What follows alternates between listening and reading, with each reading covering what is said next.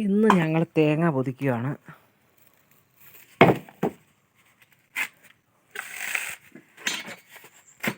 തേങ്ങ ഇരുന്ന് മുളച്ചല്ലേ, ഇത് നടത്തില്ലേ? ഈ മുളച്ച തേങ്ങയിലെല്ലാം പൊങ്ങുണ്ടാവും.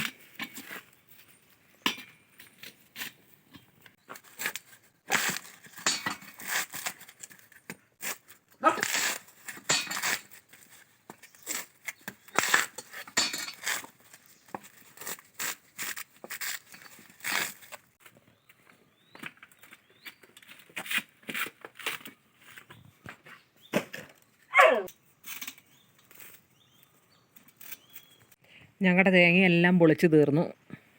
ഇതാ ഇത്രയേ ഉള്ളൂ. കുറേ എണ്ണം മുളച്ച് പോയായിരുന്നു. ഇതിൻ്റെ അകത്ത് നിറച്ചും പൊങ്ങുണ്ടാവും.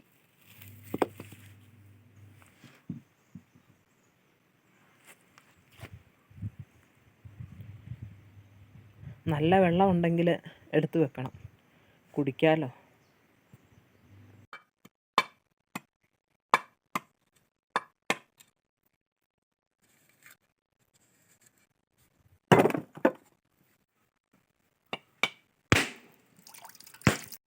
ഞങ്ങൾ 108 തേങ്ങ പൊതിച്ചു.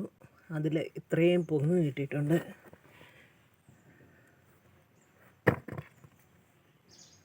നല്ല ഉണക്കായിട്ടുണ്ട്.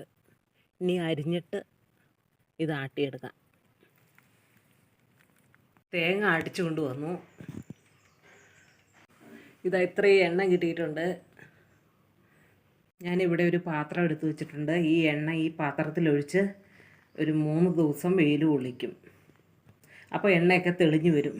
ഇപ്പോൾ ഒരു കറുത്ത കളറായിട്ടല്ലേ കാണുന്നേ, അത് ആട്ടിച്ച് കൊണ്ടുവന്ന ആടായതുകൊണ്ട് അതൊന്നും തെളിഞ്ഞു വന്നില്ല എണ്ണ.